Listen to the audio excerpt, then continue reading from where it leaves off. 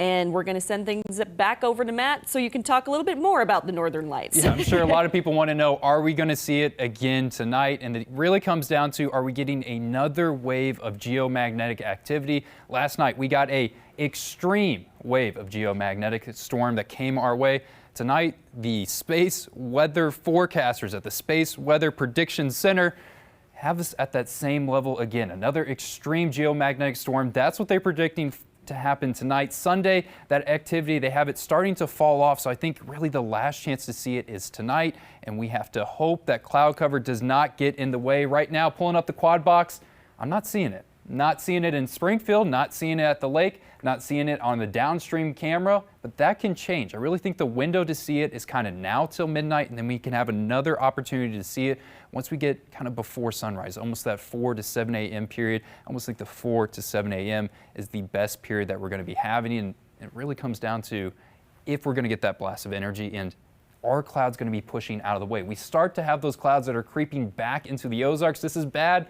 If we have the clouds, that's all you're going to be seeing. The clouds were going to be much, much lower in the atmosphere than their Aurora, which happens very far up, which means it's going to be blocking your view. So let's hope we can shake the clouds. Let's hope we can get another wave of energy that's coming our way. And right now I have it forecasted as likely. I think I like our chances to get another shot of that activity tonight, as long as cloud cover is going to make it happen. Should be more solar activity before we start to wind down. And the tips on how you can view it is, I think this one is probably the most important one. Get away from city lighting.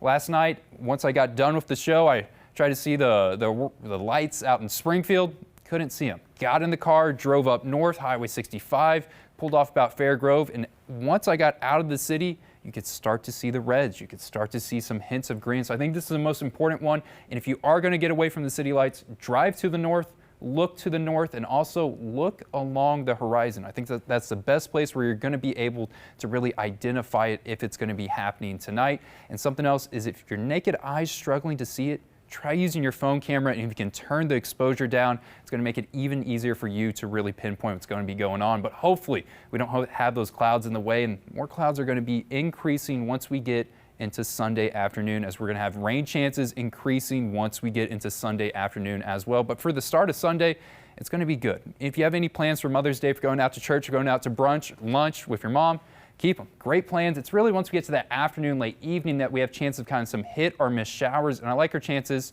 for most people to really get missed with those rain chances until we get past that midnight hour, where rain's going to be a little bit more widespread, and rain can linger throughout the night Sunday. Rain can be on the table for Monday, and it's a good amount of the rain should be there for Monday. We can have rain Monday evening. We really don't start to wrap up rain chances until we get into Tuesday, and really late on Tuesday, that's when we're going to push out all that rain. Now, how much rain is on the table? I think a good estimate for the majority of people are going to be somewhere between ½ an inch to 1 inch of rainfall, all said and done. Look at the temperatures on the 7-day forecast. It is not bad any day of the week, especially tomorrow. I have us at 80 degrees, and that's very nice, but the coldest temperature we have up there on the board, 70 degrees. So we're somewhere between kind of 70 and 80 for the majority of this week, Sydney. Looking like quite the beautiful Mother's Day. Thanks, Matt. Still to come, students